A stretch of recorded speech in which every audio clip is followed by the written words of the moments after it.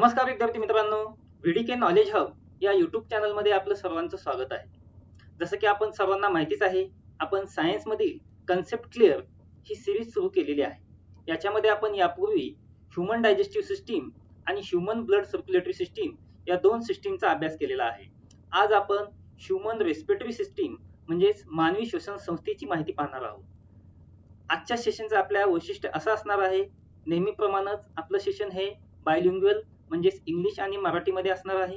या सेशनमध्ये ज्या तुम्हाला स्लाइड्स दिसतील त्या जरी इंग्लिशमध्ये असतील तरी मी पूर्ण स्लाइड्स या मराठीमध्ये सांगणार आहे. एवढंच नव्हे तर आपल्या प्रत्येक लेक्चरमध्ये तुम्हाला माहितीच आहे की जागोजागी व्यवस्थित ज्या ठिकाणी आवश्यकता आहे त्यानुसार आकृतीच्या माध्यमातून मी प्रत्येक कन्सेप्ट तुम्हाला त्या ठिकाणी क्लिअर करण्याचा प्रयत्न करत असतो. त्याच पद्धतीनं या ठिकाणी अनेक रेफरन्स बुक्स असतील, एनसीईआरटी, स्टेट बोर्ड्स आणि संदर्भ पुस्तकं या सर्वांमधून नोट्स काढून हे सगळं एकाच स्वरूपामध्ये तुम्हाला या ठिकाणी देण्याचा माझा प्रयत्न असतो. त्याच्यामुळं आजचं लेक्चर हे खूप महत्वाचं आहे. तरी आपण सर्वांनी व्यवस्थित पहा, जवळ वही पेन घ्या. विशिष्ट काही बाबी मी ज्यावेळेस शिकवत असतो किंवा टीचिंग करत असतो त्यावेळेस ज्या या स्लाइड्स मध्ये नसतात त्या सुद्धा मी सांगत असतो. त्याच्यामुळं जेव्हा पण तुम्ही माझे लेक्चर पाहत असतात तेव्हा तुमच्याजवळ वही आणि पेन अवश्य असावा, म्हणजे ज्या बाबी या स्लाइड्स मध्ये नसतील त्या सुद्धा तुम्हाला त्या ठिकाणी तुमच्या नोट्समध्ये ते तुम्हाला नमूद करता येतील. तर चला आजचं सेशन आपण सुरू करूया. ह्यूमन रेस्पिरेटरी सिस्टीम म्हणजेच मानवी श्वसन संस्था. ओके, तर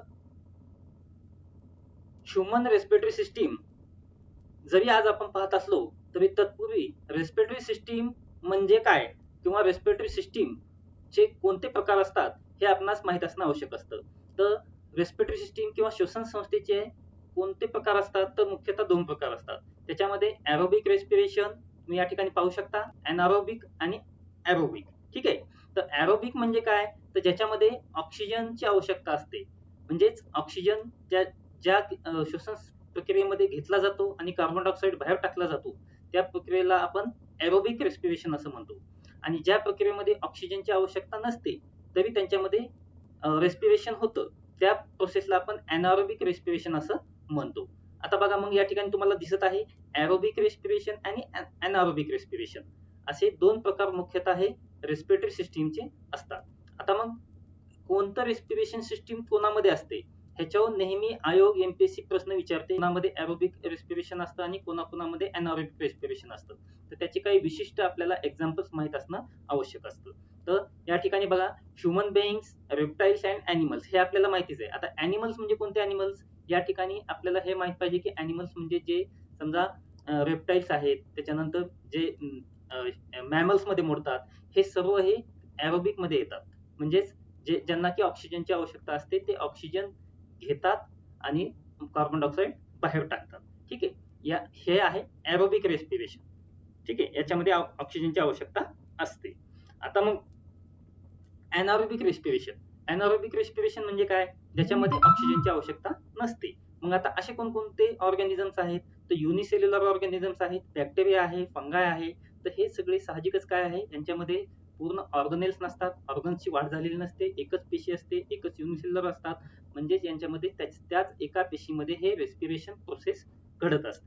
ठीक आहे, म्हणून हे तुम्ही लक्षात ठेवणार आहात की या ठिकाणी एनारोबिक रेस्पिरेशन म्हणजे एक तर ऑक्सिजन अब्सेंट असते आणि दुसरी गोष्ट म्हणजे हे कोणामध्ये होतं, युनिसेल्युलर ऑर्गॅनिझम्स, बॅक्टेरियाज अँड फंगाय. ठीक आहे, आता याच्यामध्ये दुसरी एक महत्वाची गोष्ट असते जे की आपणास या ठिकाणी महत्वाची आहे, ती म्हणजे की ज्यावेळेस रेस्पिरेशन प्रोसेस होते तर त्यावेळेस ती कशी होते. तर रेस्पिरेशन प्रोसेस म्हणजे काय तर जे आपल्या शरीरामध्ये ग्लुकोज असतं, या ग्लुकोज मध्ये काय होतं, ऑक्सिजन आपण इन करतो, ऑक्सिजन घेतो. मग ऑक्सिजन आणि आपल्या शरीरामध्ये असणारं ग्लुकोज या दोघांमध्ये केमिकल रिएक्शन होते आणि त्याच्यापासून हे कार्बन डायऑक्साईड, H2O आणि ATP हे तीन प्रोडक्ट आपल्यास त्या ठिकाणी निर्माण झालेले पाहायला मिळतात. मग कार्बन डायऑक्साईड काय करतो, आपण बाहेर रिलीज करतो. H2O काही प्रमाणामध्ये आपण आत घेतो किंवा आपल्या बॉडीमध्ये त्याचं ऍब्सॉर्प्शन होतं आणि काही प्रमाणामध्ये वेपर्सच्या माध्यमातून ते बाहेर सुद्धा टाकलं जातं. आणि तिसरा जो सर्वात महत्वाचा जो भाग असतो तो असतो ATP, म्हणजे ज्याच्यापासून आपल्याला ऊर्जा मिळते किंवा आपल्या ब्लड सेल्सला ऊर्जा मिळते, आपल्या सेल्सला ऊर्जा मिळते. तर हे असतो ATP. एटीपी ॲडेनोसिन ट्रायफॉस्फेट हे तुम्हाला माहितीच आहे. आणि किती एटीपी निर्माण होतात? तर 38 एटीपी निर्माण होतात. हे लक्षात घ्या की एरोबिक रेस्पिरेशन मध्ये 38 एटीपी निर्माण होतात, तर एनारोबिक रेस्पिरेशन मध्ये केवळ 2 एटीपी निर्माण होतात. या ठिकाणी सुद्धा एटीपी निर्माण होतात, जरी या ठिकाणी ऑक्सिजन नसलं तरी. ठीक आहे. आता ह्याच्यामध्ये मग काय, ग्लुकोज आणि डायरेक्ट त्याची त्या ठिकाणी ऑक्सिजनची क्रिया होतच नाही, त्याच्यामुळे ते एनारोबिक रेस्पिरेशन आहे. मग त्याच्यापासून वेगवेगळ्या जे ऑर्गॅनिझम्स आहेत त्यांच्यामध्ये वेगवेगळ्या प्रकारचं तुम्हाला हे त्याचा बाय प्रॉडक्ट निर्माण झालेले पाहायला मिळतात. जसं की लॅक्टिक ऍसिड हे काहींमध्ये पाहायला मिळतात, काहींमध्ये इथेनॉइक ऍसिड पाहायला मिळतो आणि काहींमध्ये मेथनॉइक ऍसिड पाहायला मिळतो. हे 3 वेगवेगळ्या प्रकारची जी बाय प्रॉडक्ट आहेत ते तुम्हाला या एनारोबिक रेस्पिरेशन मध्ये पाहायला मिळतात. याच्यामध्ये एकच लक्षात ठेवा की 38 एटीपी हे आपल्या एरोबिक रेस्पिरेशन मध्ये मिळतात आणि जे 2 एटीपी आहेत ते मात्र एनारोबिक रेस्पिरेशन मध्ये पाहायला मिळतात. ओके. आणि ही एक म्हणजे इन जनरल ही जी केमिकल रिएक्शन आहे हे सुद्धा तुम्हाला माहित असणं अपेक्षित आहे. की ग्लुकोजचा फॉर्म्युला माहितीच आहे, C6H12O6. त्याच्यानंतर त्याच्यामध्ये काय होतं, ऑक्सिजन येतो O2, यांचं कॉम्बिनेशन होऊन बाय प्रॉडक्ट काय काय बनतात, कार्बन डायऑक्साईड, हायड्रोजन, H2O म्हणजे पाणी आणि एटीपी किती, 38 एटीपी. ओके. तर अशा पद्धतीने एरोबिक रेस्पिरेशन काय आणि एनारोबिक रेस्पिरेशन काय, त्याच्यामध्ये तुमच्या दोन्ही मधला फरक तुमच्या लक्षात आलेला असेल. ठीक आहे. चला next, some respiratory organs in different organisms. आता आपण पाहिलेलं आहे की ऑर्गॅनिझम्स जसं की एरोबिक आणि एनारोबिक, तसंच प्रत्येक ऑर्गॅनिझम्स मध्ये वेगवेगळे काही विशिष्ट असे रेस्पिरेशन साठी काही ऑर्गन्स वेगवेगळे आहेत. जसं की आपल्यामध्ये जे आहे ऑर्गन्स ते पूर्ण एक रेस्पिरेटरी सिस्टीम साठी काय ऑर्गन्सचा एक ग्रुपच आहे, म्हणून आपण त्याला सिस्टीम म्हणतो. त्याच पद्धतीनं काही काही असे ऑर्गॅनिझम्स आहेत ज्यांच्यामध्ये केवळ स्किनच्या माध्यमातून होतं, काहीमध्ये केवळ गिल्सच्या माध्यमातून होतं, काहीमध्ये ट्रकियल ट्यूबच्या माध्यमातून होतं. हे आपल्याला विशिष्ट काही एक्झाम्पल्स परीक्षेच्या दृष्टिकोनातून माहित असणं अपेक्षित असतं.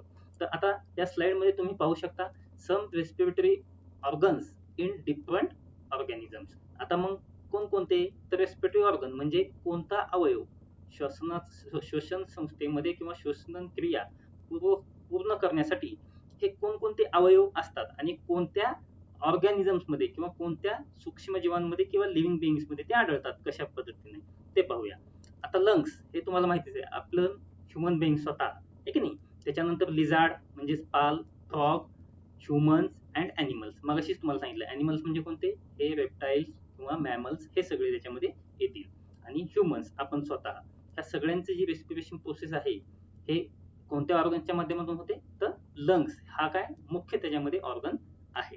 त्याच्यानंतर ह्या ठिकाणी तुम्हाला एक आणखी महत्वाची बाब म्हणजे हा जो फ्रॉग दिसतो म्हणजेच बेडूक आहे की नाही, तर फ्रॉग जो आहे तो लँड ज्यावेळेस लँडो असतो त्यावेळेस तो लंग्सच्या माध्यमातून रेस्पिरेशन करतो. आणि या ठिकाणी पुन्हा तुम्हाला खाली पाहायला मिळेल स्किनच्या माध्यमातून सुद्धा तो काय करत असतो, रेस्पिरेशन करत असतो. पण केव्हा, जेव्हा तो पाण्यामध्ये असतो. म्हणजे जेव्हा पाण्यामध्ये असतो त्यावेळी स्किनच्या माध्यमातून रेस्पिरेशन करतो, आणि जेव्हा तो लँडवरती असतो किंवा पाण्याच्या बाहेर असतो त्यावेळेस तो लंग्सच्या माध्यमातून काय करत असतो, रेस्पिरेशन तो करत असतो. तर याच्यावर सुद्धा प्रश्न विविध स्पर्धा परीक्षांमध्ये विचारले जातात की पाण्याच्या बाहेर असताना बेडूक हा कोणत्या पद्धतीच्या श्वसन क्रियेद्वारे किंवा कोणत्या इंद्रियाद्वारे श्वसन प्रक्रिया त्याची पूर्ण होते. तर हे आपल्या लक्षात आलं पाहिजे की बाहेर असताना तो लंग्सच्या आणि पाण्यामध्ये असताना स्किनच्या माध्यमातून तो काय करत असतो, श्वसन प्रक्रिया त्याच्यामध्ये घडत असते. त्याच्यानंतर गिल्स, तुम्हाला माहितीच आहे की जे गिल्स असतात फिश मधील ते तो त्यांचा मुख्य रेस्पिरेटरी ऑर्गन्स असतो. पाण्यामध्ये जो विरघळलेला ऑक्सिजन असतो तो घेण्याचं काम या गिल्सच्या माध्यमातून फिश करतात आणि त्यांची रेस्पिरेटरी प्रोसेस ते कम्प्लीट करतात. त्याच्यानंतर स्किन, त्वचा, हे आता सांगितलं की स्किनच्या माध्यमातून फ्रॉग काय पाण्यामध्ये असताना. त्याच्यानंतर अर्थवर्म, बघा हा परीक्षेमध्ये विचारून झालेला प्रश्न आहे. महाराष्ट्र राज्य लोकसेवा आयोगानं हा विचारलेला आहे की अर्थवर्म म्हणजेच काय, गांडूळ, जो आपण शेतकऱ्यांचा मित्र मानतो. हा गांडूळ किंवा अर्थवर्म याच्यामध्ये कसल्या पद्धतीचं रेस्पिरेटरी सिस्टीम किंवा कोणत्या ऑर्गनच्या माध्यमातून घडतं, तर स्किनच्या माध्यमातून याच्यामध्ये रेस्पिरेटरी प्रोसेस होत असते. त्याच्यानंतर ट्रकियल ट्यूब. आता ट्रकियल ट्यूब म्हणजे काय हे आपण डिटेल्स पुढे पाहणारच आहोत. ऍक्च्युअल रेस्पिरेटरी सिस्टीम आपण डिटेलमध्ये ज्यावेळेस पुढे पाहणार आहोत त्याच्यामध्ये तुम्हाला लक्षात येईल की ट्रकेल ट्यूब म्हणजे काय. तर ट्रकेल ट्यूब म्हणजे एक असं तुम्ही लक्षात घ्या की विंड पाईप किंवा ज्याला आपण श्वासनलिका असं म्हणूया. तर डायरेक्ट श्वासनलिकेच्या माध्यमातून ज्यांचं होतं रेस्पिरेशन, त्याच्यामध्ये आहे इन्सेक्ट आणि कॉकरोच. हे मस्ट आहे लक्षात ठेवणं. हा प्रश्न सुद्धा खूप महत्वाचा आहे की ट्रकेल ट्यूबच्या माध्यमातून रेस्पिरेटरी सिस्टीम किंवा रेस्पिरेशन कोणामध्ये होतं, तर इन्सेक्ट्स आणि कॉकरोच यांच्यामध्ये तुम्हाला ट्रकेल ट्यूबच्या माध्यमातून रेस्पिरेशन झालेलं पाहावयास मिळतं. त्याच्यानंतर body surface, in general body surface म्हणजे काय, जी आपली पूर्ण बॉडी सरफेस आहे त्याच्या माध्यमातून कोणामध्ये होतं, तर युनिसेल्युलर अॅनिमल्स. कारण यांच्यामध्ये काय असतं, सेल्स नसतं, ऑर्गनची त्याच्यामध्ये डेव्हलपमेंट झालेली नसते. त्याच्यामुळं एकच युनिसेल्युलर एकच पेशी असते आणि त्याच्याच माध्यमातून पूर्ण सरफेस, बॉडी सरफेसच्या बाजूने काय होत असतं, त्यांचं रेस्पिरेशन घडत असतं. तर याच्यामध्ये हे 2-3 मुद्दे तुम्ही लक्षात ठेवा, महत्वाचे आहे. आता ऍक्च्युअल ह्युमन रेस्पिरेटरी सिस्टीम कशी काम करते आणि याच्यामध्ये कोणकोणते ऑर्गन्स सहभाग घेतात आणि ही कशी प्रोसेस घडते, ते आता आपण डिटेलमध्ये पाहूया. Human respiratory system. आता मग याच्यामध्ये कोणकोणते ऑर्गन्स असतात? A system of organs functioning in respiration and in human consisting specially of the nose, nasal passage, pharynx, larynx, trachea, bronchis and lungs. तर हे सगळे ऑर्गन्स किंवा इंद्रिय हे आपल्या रेस्पिरेटरी सिस्टीम मध्ये सहभागी असतात. आता एक एक ऑर्गन्स याच्यामध्ये आपण पाहणार आहोत, त्याचं वैशिष्ट्य पाहणार आहोत. आयोग याच्यावर कशा पद्धतीने प्रश्न विचारू शकतो हे सुद्धा आपण पाहणार आहोत. आता बघा, याच्यामध्ये फिजिओलॉजिकल किंवा त्यांची जी ऍक्च्युअल प्रोसेस असते याच्यावर प्रश्न आपल्याला कमी पाहायला मिळतात. मात्र जे स्ट्रक्चर असतं, हे रचना असते, याच्यावर आयोग किंवा स्पर्धा परीक्षांमध्ये भरपूर वेळेस प्रश्न पडलेले पाहायला आपल्याला मिळतात. कारण फिजिओलॉजी हे डीप असतं, आपल्याला याच्यामध्ये काही पीएचडी करायची नसते. फिजिओलॉजीच्या ऐवजी याच्यामध्ये केवळ स्ट्रक्चरल कोणता भाग कुठं आहे आणि त्याचं काय काम आहे याच्यावर भरपूर स्पर्धा परीक्षांमध्ये आपल्याला प्रश्न पडलेले दिसतात. ठीक आहे, तर आपण एक एक पार्ट आणि व्यवस्थित टप्प्याटप्प्याने ही सर्व माहिती पाहणार आहोत. आता चला, या आधी या आकृतीमध्ये एक ओव्हरलुक करून घेऊ की कोणता पार्ट कुठं आहे आणि त्याचं काय काम आहे हे सुद्धा आपण खाली पाहणार आहोत. आता मग रेस्पिरेटरी सिस्टीमची सुरुवात कुठून होते? जसं की आपण यापूर्वी पाहिलेलं आहे की ह्युमन डायजेस्टिव्ह सिस्टीमची सुरुवात कुठून होते? माउथ पासून होते. एंड कुठं होतो? ॲनस मध्ये होतो. त्याच पद्धतीने याच्यामध्ये सुद्धा जी स्टार्टिंग पॉइंट आहे तो नोज आहे, माउथ नाहीये, लक्षात ठेवा. ठीक आहे, तर रेस्पिरेटरी सिस्टीमची जी स्टार्टिंग पॉइंट आहे तो नोज, याला नॉस्ट्रिल्स असं सुद्धा म्हणतात. नोजच्या आतमध्ये हे जी दोन साइड आहेत, दोन्ही साइडला ज्याला आपण नाकपुड्या म्हणतो, ह्या नाकपुड्यांच्या माध्यमातून किंवा नॉस्ट्रिलच्या माध्यमातून आपण हवा घेत असतो, बरोबर. त्याच्यानंतर त्याच्या खाली माउथ आहे, ओके, नॅझल कॅव्हिटी. त्याच्यानंतर हे बोनी पोर्शन म्हणजे हे दोन्ही जे आपलं नाक आहे, नाकाच्या मध्ये जे कार्टिलेज बोन असतं की नाही, हे जे पातळ नाक, हे जे पातळ भाग असतो, ठीक आहे, त्याला कार्टिलेज बोन असं म्हणतात. याला स्पेशल एक नाव आहे आणि ते सुद्धा खूप महत्वाचं आहे, कारण की ह्या बोन किंवा ह्या नाकाच्या दोन्ही नाकपुड्यांच्या मध्ये असणारं जी कार्टिलेजियस बोन आहे त्याला विशिष्ट नाव आहे आणि त्याच्यामुळे ते खूप महत्वाचं आहे आपल्याला लक्षात ठेवणं. ते आपण पाहणारच आहोत. फक्त या ठिकाणी आपण ओव्हरलुक करून घेऊया कोणती पोझिशन कोणत्या ऑर्गनची कुठं आहे. ठीक आहे, त्याच्यानंतर माउथ कॅव्हिटी, त्याच्यानंतर थ्रोट किंवा फॅरिंग ज्याला आपण घसा असं म्हणतो. आता ह्या ठिकाणी हे एक तुम्ही महत्वाची गोष्ट लक्षात घ्या. एक मिनिट हा, पेन घेतो ड्रॉ करण्यासाठी म्हणजे व्यवस्थित समजेल आणखी. ओके, हा. आता हा फॅरिंग्स हा असा एकमेव पार्ट आहे जो की नॅझल कॅव्हिटी आणि माउथ हे दोन वेगवेगळे पाईप आहेत. नॅझल कॅव्हिटी मधून येणारी हवा येते आणि माउथ मधून आपण काय करतो, अन्न घेतो. हे दोन्ही म्हणजे माउथ मधून येणारं अन्न आणि हवा, ह्या दोघांचं एकत्रित कॉम्बिनेशन किंवा एकत्रित मिलाप होणारी अशी जागा जी आहे त्याला आपण थ्रोट किंवा घसा किंवा फॅरिंग्स असं म्हणू शकतो. ठीक आहे, म्हणजे सरळ सरळ आयोग किंवा स्पर्धा परीक्षेमध्ये असा प्रश्न विचारला जाऊ शकतो की कोणत्या ठिकाणी हवा आणि अन्न मार्ग किंवा अन्न नलिका या दोघही एकत्रित येतात, तर तो भाग कोणता आहे, फॅरिंग्स, म्हणजे याला आपण घसा असं म्हणतो. ठीक आहे, घशाच्या नंतर हे एकत्र या ठिकाणी आलेले असतात, म्हणजे जे आपले हवेचा पाईप आहे घशामध्ये आपल्याला बघा आपण श्वास घेतल्यानंतर श्वास किंवा जी हवा आहे ती सुद्धा आपण जाणवतो आणि आपल्या अन्न हे सुद्धा या ठिकाणी आपल्याला जिभेच्या पाठीमागे असणारं जाणवतं. त्याच्यानंतर त्याच्या पुढचा भाग असतो तो असतो इपिग्लॉटिस. इपिग्लॉटिस असतो, त्याच्यानंतर ग्लोटिस, त्याच्यानंतर हे ट्रकिया. आता हे इपिग्लॉटिस आणि ग्लोटिस हे कशावर असतं तर हे लॅरिंग्स म्हणून एक पार्ट आहे. बघा ह्या ठिकाणी तुम्हाला हा जो एच शेप्ड हा जो भाग दिसतो याला लॅरिंग्स असं म्हणतात. ठीक आहे. आता हे लॅरिंग्स काय आहे हे आपण समोर पाहणारच आहोत किंवा याला व्हॉइस बॉक्स असं सुद्धा म्हणतात. त्याच्यानंतर आता इथून पुढचा जो भाग आहे तो ट्रकी आहे. ऍक्च्युअली याला काय म्हणतात विंड पाईप किंवा श्वसन नलिका असं म्हणतो. जसं की आपण डायजेस्टिव्ह सिस्टीम मध्ये इसोफॅगस म्हणजेच काय तर आपण पाहिलं होतं इसोफॅगस म्हणजे अन्न नलिका. त्याच पद्धतीने या ठिकाणी ट्रकिया म्हणजे श्वसन नलिका जी आहे ती ह्या लॅरिंग्सच्या खालून जी स्टार्ट होते ट्रकिया ते कुठपर्यंत अल्व्हेओलाई पर्यंत ते पूर्ण गेलेली असते. आता याच्यामध्ये पुन्हा मग काय ट्रकियाला जो आहे त्याला त्याची जी पहिली ब्रँच असते ती असते ब्रॉन्कस. ब्रॉन्कस हे जे पहिले दोन दोन लंग मध्ये विभागणी झालेली असते या ट्रकियाची ती असते पहिली जी असतात ते प्रायमरी ब्रॉन्कस. त्याच्यानंतर आतमध्ये याची पुन्हा डिवायडेशन बारीक बारीक छोट्या अशा भागांमध्ये झालेलं असतं त्याला ब्रॉन्कियल्स असं म्हणतात. आणि एकदम शेवटी मग हे पुढे फाटे फुटल्यानंतर खूप छोटे छोटे हे अशा छोटे छोटे छोटे छोटे असे जे फुग्यांच्या साईजचे किंवा फुग्यांसारखे दिसणारे अगदी छोटे छोटे बारीक असे अल्व्हेओलायस असतात. ठीक आहे. म्हणजेच काय ट्रकियाचं प्रायमरी विभाजन काय असतं म्हणजे पहिल्यांदा झालेलं तर ब्रॉन्कस, त्याच्यानंतर दुसरं विभाजन ब्रॉन्कियल्स, तिसरं विभाजन आणि शेवटचं विभाजन अल्व्हेओलायस. तर अशा पद्धतीने हे सुद्धा आयोगानं प्रश्न विचारलेला आहे की ट्रकियाचं प्रायमरी विभाजनला काय म्हणतात. मग त्याच्यामध्ये ऑप्शन होतं ब्रॉन्कस, ब्रॉन्कियल्स, अल्व्हेओलायस. तर तुमच्या लक्षात आलं पाहिजे की ज्यावेळेस हे ट्रकिया किंवा श्वसन संस्था ह्या लंग्स मध्ये एंटर करण्याच्या पूर्वीचा जो हा भाग आहे म्हणजे दोन वेगवेगळे हे जे भाग दिसतात याला काय म्हटलेलं आहे ब्रॉन्कस किंवा ब्रॉन्काइस सुद्धा याला म्हणतात. आणि त्याच्यानंतर मग आतमध्ये पुन्हा याचे पुन्हा छोटे छोटे छोटे असे पाटे फुटतात यालाच मग ब्रॉन्कियल्स असं म्हटलेलं आहे. आणि त्याच्यानंतर मग हे अल्व्हेओलायस जे की दी सॅक्स लाईक स्ट्रक्चर असतं. ठीक आहे. आणि हे दोन काय आहे लंग्स आहे. ठीक आहे. आता याच्यामध्ये आणखीन एक महत्वाची बाब तुमच्या गोष्ट या ठिकाणी तुमच्या लक्षात आली पाहिजे की हे या ठिकाणी तुम्हाला नॉच दिसतो बघा हा असा नॉच दिसतो का हा नॉच. तर हा नॉच काय आहे याला म्हणतात कार्डियाक नॉच म्हणूनच याला पोझिशन ऑफ हार्ट म्हटलेलं आहे. आपल्या सर्वांना माहिती आहे की आपलं हार्ट हे डाव्या साईडला असतं.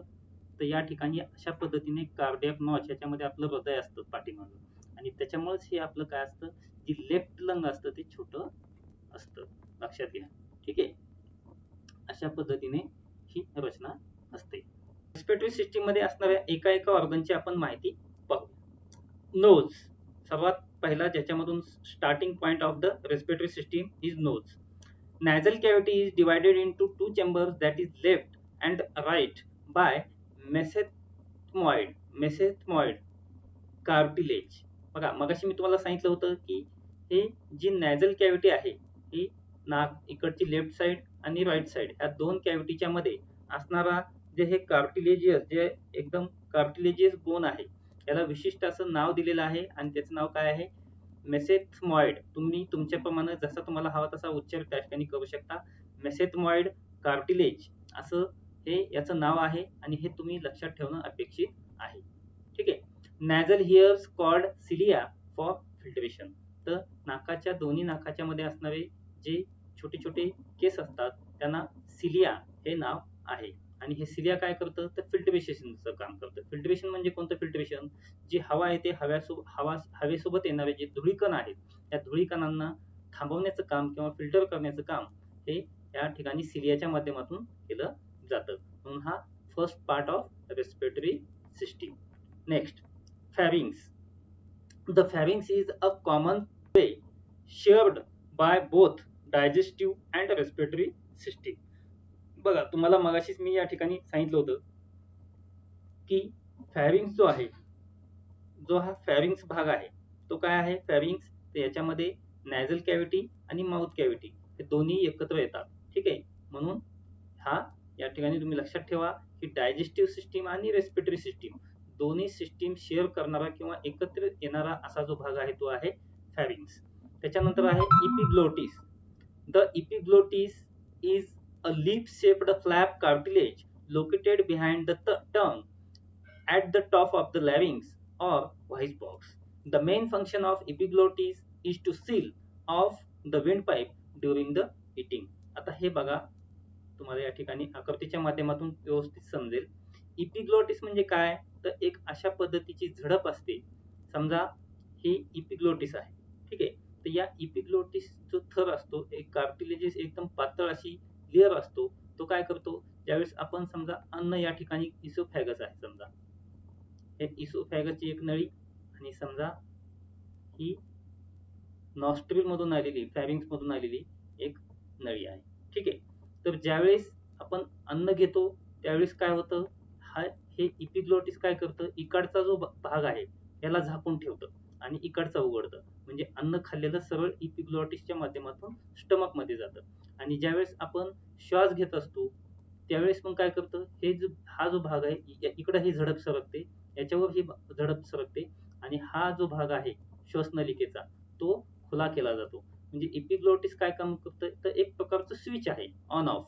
म्हणजे ज्यावेळेस आपण अन्न घेतो त्यावेळेस इकडचं उघडतं, ज्यावेळेस आपण श्वास घेतो त्यावेळेस इकडची साईड उघडतं. तर लक्षात ठेवा की इपिग्लोटिसचं मेन काम काय आहे, तर ऍज अ स्विच म्हणून ते काम करतं. ओके. त्याच्यानंतर आता याच्यामध्येच आपण खालचे तुम्हाला पार्ट या फिगर मध्ये दाखवतो, म्हणजे तुमच्या आणखी व्यवस्थित लक्षात येईल. तर एकदम वरच्या साईडला काय आहे, हे इपिग्लोटिस. त्याच्यानंतर जो हा तुम्हाला पूर्ण हा जो असा जो एच शेप भाग दिसतो, हा पूर्ण हा, ठीक आहे. तर याला म्हणतात लॅरिंग्स किंवा याला व्हॉइस बॉक्स सुद्धा म्हणतात. लॅरिंग्स किंवा व्हॉइस बॉक्स म्हणजे जो आपला आवाज असतो तो याच ठिकाणी व्होकल कॉर्ड्स असतात याच्यामध्येच, आणि याच्या माध्यमातूनच आवाज प्रोडक्शन किंवा साऊंड प्रोडक्शन होत असतं. आणि त्याच्या खाली जे आहे ते ऍक्च्युअल ट्रकिया म्हणजे विंड पाईप, इथून या ठिकाणी खाली सुरुवात होते.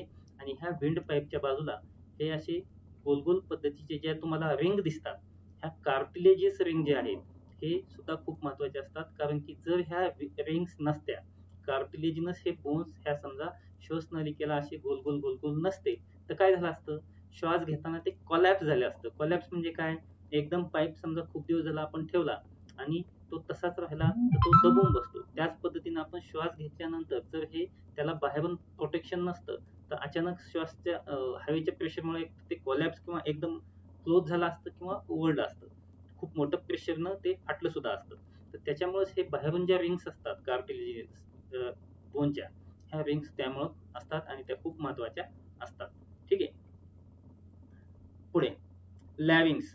The larynx commonly called the voice box is a 2 inch long cartilaginous tube connecting the back of the nose and windpipe with each other. तुम्हाला या ठिकाणी सांगितलं की हा जो लॅरिंग्स आहे तो वरच्या साईडला काय आहे, तर नॉस्ट्रिल किंवा इपिग्लोटिसला असतो आणि खालच्या साईडला हा ट्रकियाला अटॅच असतो. It is one of the most important structures of the respiratory system, also playing a crucial role in production of speech in humans. मगाशीच आपण पाहिलं की त्याला व्हॉइस बॉक्स म्हणतात, म्हणजेच याच्यामध्ये काय होतं, साऊंड प्रोडक्शन होतं. म्हणून हा स्पीच साठी खूप महत्वाचा भाग आहे. सरळ सरळ असा प्रश्न येऊ शकतो, which of the following is called a voice box in human body. तर त्याच्यामध्ये लॅरिंग्स, फॅरिंग्स असे आणखीन समजा जर ऑप्शन दिले तर आपल्याला माहित पाहिजे की फॅरिंग्स असेल किंवा इतर जे ऑप्शन असतील तर त्याचं उत्तर नसणार आहे, तर उत्तर काय असणार आहे, लॅरिंग्स असणार आहे. त्याच्यानंतर cartilaginous muscles on larynx is called Adam's apple सुद्धा त्याला म्हणतात. कशाला म्हणतात ॲडम्स ऍपल, लक्षात घ्या. हा जो एच शेप तुम्हाला भाग मी दाखवला आहे याच्यावर हे ॲडम्स ऍपल नावाचे कार्टिलेज असतात. आणि हे कोणामध्ये असतात हो, तर हे फक्त मेल्स मध्ये असतात. लक्षात घ्या, फिमेल मध्ये नसतात. बघा, पाहिल्यानंतर काही काही जणांचे असं बोलताना या ठिकाणी गळ्याच्या ठिकाणी तुम्हाला बोन दिसतं असं वरती आलेलं, त्यालाच काय म्हणतात, ॲडम्स ऍपल. आणि हे कोणामध्ये असतं, तर केवळ हे पुरुषांमध्ये असतं, महिलांमध्ये तुम्हाला पाहावयास मिळणार नाही. ठीक आहे, हे लक्षात ठेवा, Adams apple. Okay. Next, trachea, also called the windpipe, is a part of passageway that supplies air to lungs. Any prolonged blockage even for a few minute can cause death. बघा, मगाशीच मी तुम्हाला सांगितलं की हा जो ट्रकिया आहे याच्या बाजूला हे कार्टिलॅजिनस असे रिंग असतात आणि ह्याचं काम काय असतं तर कोलॅप्स आपल्या ट्रकियाला किंवा विंड पाईपला होऊ देत नाही. जर ते थोडंही कोलॅप्स झालं तर काय होईल, आपण श्वास घेऊ शकणार नाही आणि त्याच्यामुळे काय होऊ शकते, डेथ सुद्धा होऊ शकते. ठीक आहे. त्याच्यानंतर पुढचा भाग आहे ट्रकियामध्येच. The trachea is about 4.5 inches long and 1 inch in diameter and is comprised of smooth muscles and several C-shaped rings of cartilage. तुम्हाला मगाशी सांगितलं की त्याच्यामध्ये C-shaped असे चहू बाजूनं काय असतात, असे C-shaped असे कार्टिलेजिनस रिंग्स असतात आणि हा विंड पाईप असतो आणि ह्या कार्टिलेजिनस रिंग्स मुळे काय होत नाही, ते कोलॅप्स होत नाही किंवा एकदम असं आकुंचन एकदम होत नाही किंवा एकदम प्रसरण होत नाही. त्याच्यामुळे त्याचं ते बॅलन्स ठेवलं जातं. The rings of cartilage provide stability and help to prevent the trachea from collapsing and blocking of the airway. ठीक आहे. तर हे कोलॅप्स होणं किंवा एकदम एअरवे आल्यानंतर ते बस्ट होणं याच्यापासून हे प्रिव्हेंट करतं. The trachea extends from the neck and divides into main two bronchis. हे लक्षात ठेवा. आता बघा काय, तर हा जो ट्रकिया आहे हा आपल्या लंग्स मध्ये त्याच्यानंतर दोन भागामध्ये डिवाइड होतो. का दोन भागामध्ये होतो, कारण की आपल्या शरीरामध्ये दोन लंग्स असतात, बरोबर. मग ह्या दोन लंग्स मध्ये हा काय होतो, डिवाइड होतो. हा जो ट्रकिया आहे तो इथं डिवाइड झालेला आहे. ठीक आहे. मग आता याच्यामध्ये एक तुम्ही गोष्ट लक्षात घ्यायची, एक मिनिट.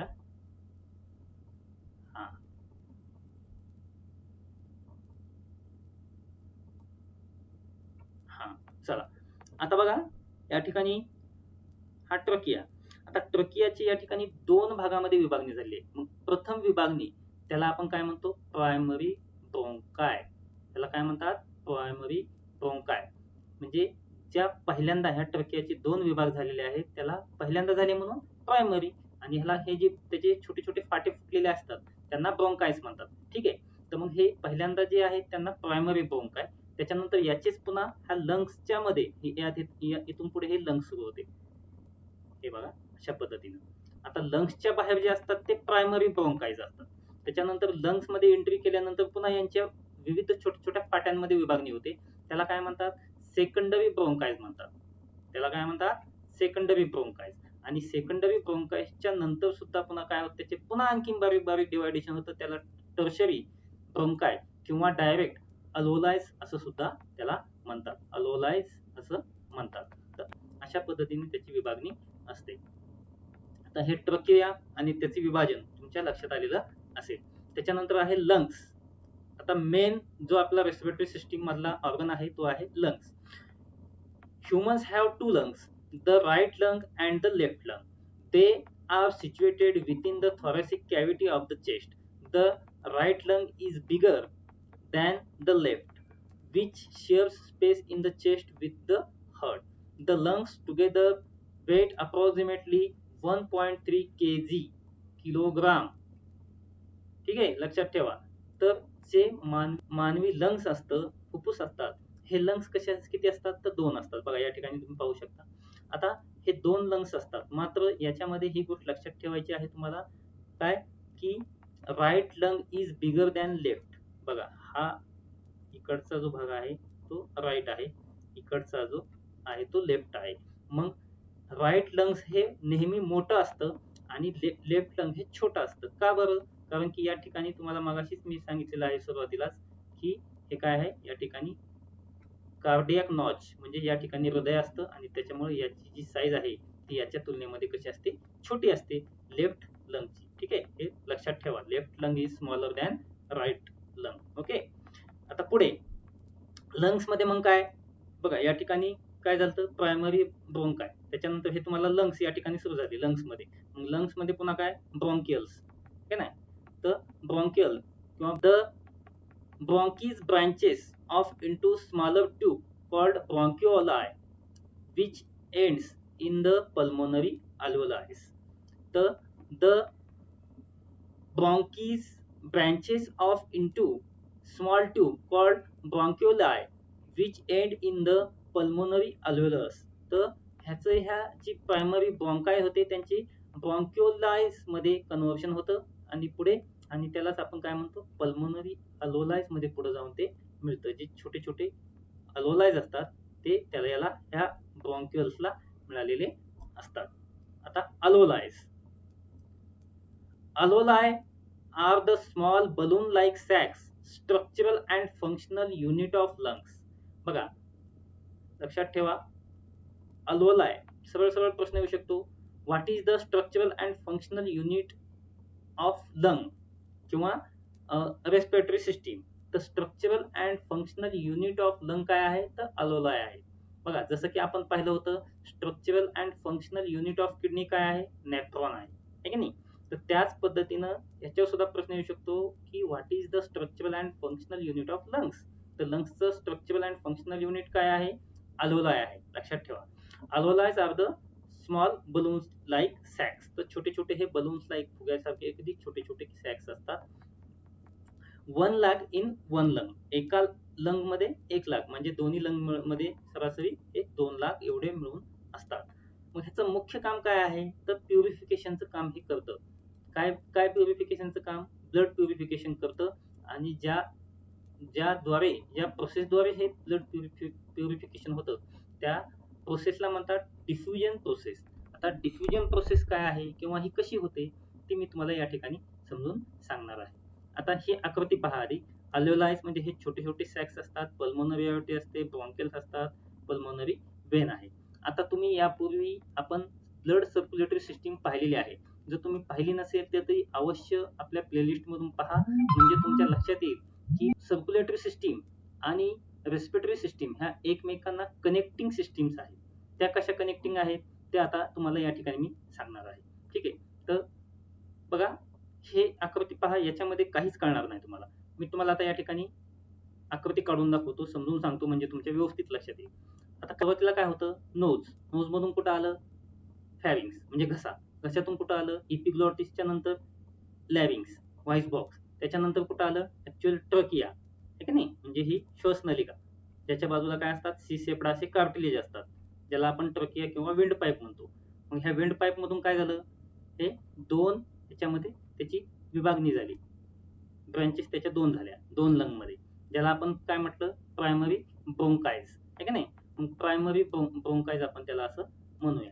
हे आहे समजा लेफ्ट लंग, हे आहे राईट लंग, हे मोठं आहे, हे छोटं आहे.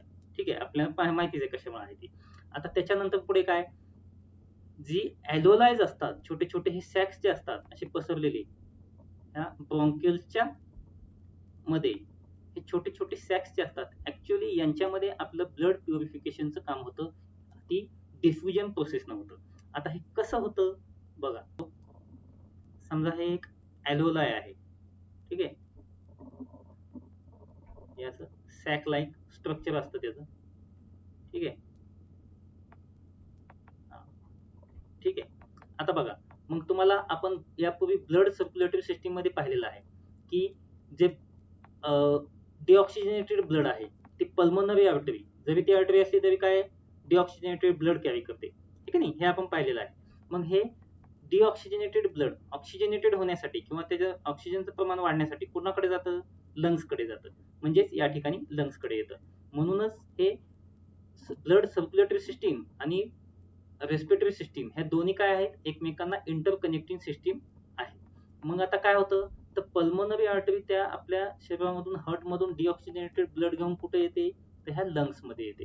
हे कसलं आहे, तर हे डिऑक्सिजनेटेड ब्लड आहे, बरोबर, CO2 या ठिकाणी लिहितो मी. हे कसलं आहे, डिऑक्सिजनेटेड ब्लड. कुठे येतं, हे लंग्स मधील अल्व्हेओलाइज मध्ये येतं. ठीक आहे, हे डिऑक्सिजनेटेड ब्लड म्हणजेच याच्यामध्ये कार्बन डायऑक्साईड असलेलं प्रमाण जास्त असतं. ठीक आहे, आता होतं काय, हे या ठिकाणी डिऑक्सिजनेटेड ब्लड आहे. मग आपण ह्या अल्व्हेओलाई मध्येच आणखीन काय येलेलं आहे, बाहेरून हवा सुद्धा येत आहे, बरोबर. आपण श्वास घेतल्यानंतर ह्या ब्लड सोबत काय आहे, श्वास सुद्धा येत आहे, हवा सुद्धा येत आहे. मग हे हवा सुद्धा याच्यामध्ये मिक्स होत आहे, म्हणजेच काय, हवेमधून काय येणार आहे, ऑक्सिजन हवेसोबत, बरोबर. मग हे अल्व्हेओलाइज मध्ये काय होतं, हे बाहेरून पल्मोनरी आर्टरीकडून आलेलं ब्लड, डिऑक्सिजनेटेड ब्लड, आणि बाहेरून येणारी एअर, याच्यामध्ये असणारं ऑक्सिजन, यांचं या ठिकाणी काय होतं, डिफ्युजन प्रोसेस होते. आणि मग डिफ्युजन प्रोसेसमुळे काय होतं, जो कार्बन डायऑक्साईड आहे तो काय होतो नंतर बाहेर फेकला जातो आणि जो ऑक्सिजन आहे तो आतमध्ये जे आपल्या सेल्स आहेत ते वापरतात आणि मग ते जे ब्लड आहे ऑक्सिजनेटेड होतं डिऑक्सिजनेटेडचं आणि पुढे ते काय होतं ऑक्सिजनेटेड ब्लड होऊन कुठं जातं तर पल्मोनरी व्हेन आपण शिकलेलो आहोत ब्लड सर्क्युलेटरी सिस्टीम मध्ये. तर पल्मोनरी व्हेन काय करते मग ही कॅरी करते ऑक्सिजनेटेड ब्लड.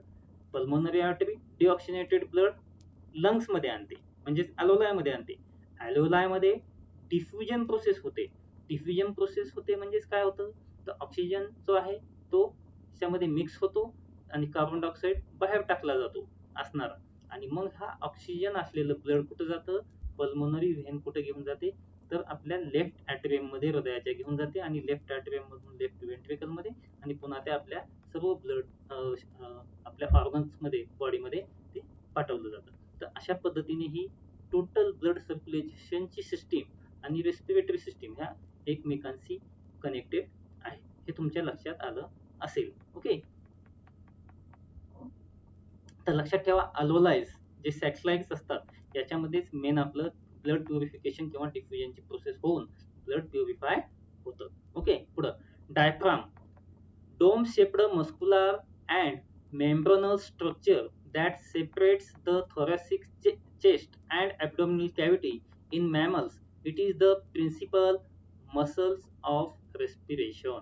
बघा जो हा डायफ्राम आहे तो काय आहे तर डोम शेप्ड आहे आणि मस्क्युलर मेम्ब्रेन आहे म्हणजे एक मांसपेशीचं बनलेला एक पातळ पडदा आहे आणि तो काय करतो तर चेस्ट आपली चेस्ट म्हणजे छाती आणि ॲब्डोमिन या दोघांना वेगळं करण्याचं काम काय तर ह्या डायफ्रामच्या माध्यमातून होतं आणि ह्याचं महत्वाचं काम काय आहे तर प्रिन्सिपल मसल आहे आणि हे रेस्पिरेशन मध्ये मदत करतो. कशी मदत करतो आता या ठिकाणी तुम्हाला दाखवतो.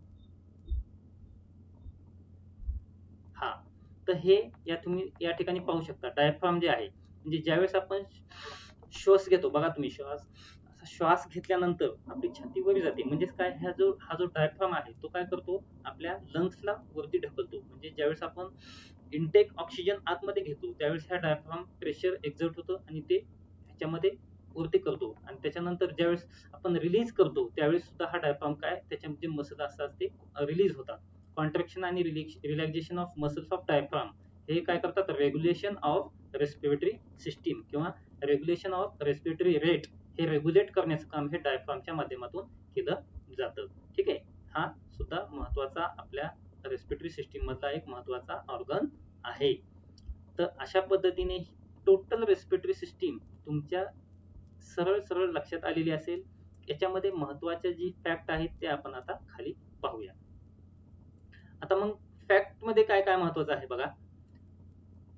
In 1 minute 7 to 8 liter air inhale and exhale in a lungs म्हणजे आपले जी लंग्स असतात या लंग्स मध्ये एका मिनिटामध्ये 7 ते 8 लिटर एवढं एअर आपण इनहेल आणि एक्सहेल करत असतो. इन 1 डे 11,000 लिटर्स एअर म्हणजे एका दिवसामध्ये 11,000 लिटर एवढी हवा किंवा एअर आपण काय करतो तर इनहेलेशन आणि एक्सहेलेशन करतो. In 1 day 550 litres oxygen inhaled म्हणजे एका दिवसामध्ये 550 लिटर एवढा ऑक्सिजन आपण काय करतो इनहेल करतो आतमध्ये घेतो. Normal respiratory rate is 12 to 40 per minute म्हणजे जो आपला नॉर्मल रेट असतो रेस्पिरेशनचा किंवा श्वसन दर जो असतो जे डॉक्टर पाहतात ज्यावेळेस काही पेशंटला काही श्वास घ्यायला त्रास असेल तर हा नॉर्मल किती असतो 12 ते 14 असतो. आता समजा मग कोणी जास्त काम करून आलं कोणी खूप अगदी रनिंग पळत असेल रनिंग करत असेल तर साहजिकच त्यावेळेस त्याचा जो रेट असतो तो वाढलेला असतो मात्र तो विशिष्ट तेवढ्याच कालावधीपुरता असतो. मात्र नॉर्मली तो किती असायला पाहिजे 12 to 40 पर मिनिट एवढा असायला पाहिजे. In respiration 400 ml of water expel out of body in 1 day एका दिवसामध्ये 400 ml ऑफ वॉटर आपल्या शरीरातून बाहेर टाकलं जातं म्हणजे सरासरी अर्ध्या लिटरला जवळजवळ थोडं कमी आहे. तर एवढं पाणी हे आपण वाफेच्या माध्यमातून श्वसनाच्या माध्यमातून हे आपल्या शरीराच्या बाहेर टाकत असतो. आता याच्यामध्ये बघा आपल्याला सर्वांना माहिती आहे की जे एअरचं कॉम्बिनेशन आहे वातावरणातलं ते किती किती आहे, तर नायट्रोजन 78% आहे, ऑक्सिजन 21% आहे, कार्बन डायऑक्साईड 0.03 आहे, आर्गॉन आहे, निऑन आहे, बाकीचे घटक आहेत. मात्र याच्यामध्ये महत्वाचं आपल्याला लक्षात काय ठेवायचंय, तर आपण ज्यावेळेस एअर घेतो म्हणजे इनहेल करतो, आतमध्ये घेतो, त्यावेळेस हे वातावरणातले घटक तर साहजिकच आपल्या शरीरामध्ये जाणार आहेत. नायट्रोजन किती असतो, तर 78% असतो, ऑक्सिजन 21% असतो आणि कार्बन डायऑक्साईडचं प्रमाण हे किती असतं, 0.03% एवढा कार्बन डायऑक्साईड हा वातावरणामध्ये पसरलेला किंवा वातावरणातल्या हवेमध्ये असतो. मग आपण बाहेरून हा इनहेल करतो म्हणजे शरीरामध्ये घेतो आणि एक्सेल म्हणजे मग बाहेर किती टाकतो, आतमध्ये घेऊन नंतर जे आपण बाहेर टाकतो, ते हे जे घटक आहेत त्याच्यामध्ये नायट्रोजन जेवढा घेतला तेवढाच बाहेर जाणार. ऑक्सिजन मात्र आपलं शरीर काय करतं, कंझ्युम करतं. हा जो ऑक्सिजन आपण 21% घेतला होता, तो आपण काय अल्व्होलायसमध्ये आपण पाहिलं की ऑक्सिजन त्या ठिकाणी कार्बन डायऑक्साईड मिसळतो, म्हणजे कार्बन डायऑक्साईडमध्ये डिफ्युजन होतं. कार्बन डायऑक्साईडचं प्रमाण मग त्या ठिकाणी कमी करतं आणि ऑक्सिजनेटेड ब्लड होतं, आहे की नाही? तर मग ऑक्सिजनचा वापर त्या ठिकाणी होतो. म्हणून ज्यावेळेस आपण त्याला एक्सहेल करतो, बाहेर टाकतो, त्यावेळेस मात्र त्याचं प्रमाण तुम्हाला कमी झालेलं पाहायला मिळतं. आणि जे कार्बन डायऑक्साईड आहे, याचं प्रमाण सुद्धा तुम्हाला या ठिकाणी वाढलेलं दिसतं. आता हे कसं दिसतं? कारण साहजिकच आहे, काय आहे, कार्बन डायऑक्साईड जे आपल्या ह्याच्यामध्ये त्याची जागा कोणी घेतली? ऑक्सिजननं घेतली बाहेरच्या. ऑक्सिजननं बाहेरची जागा घेतली म्हणून त्या ठिकाणी कार्बन डायऑक्साईड जे आपल्या शरीरामधला होता तो बाहेर जातो आणि म्हणून या ठिकाणी 0.03% असणारा कार्बन ज्यावेळेस आपण घेताना 0.03% होता. मात्र ज्यावेळेस आपण त्याला एक्सेल करतो, बाहेर टाकतो, त्यावेळेस मात्र तो 4% एवढा झालेला असतो. तर अशा पद्धतीने हे काही फॅक्ट्स आहेत, हे तुमच्या लक्षात आलेले असतील. रेस्पिरेटरी सिस्टीम श्वसन संस्था आपण या ठिकाणी पूर्ण केलेली आहे. So thanks for watching, like and subscribe my channel. So goodbye.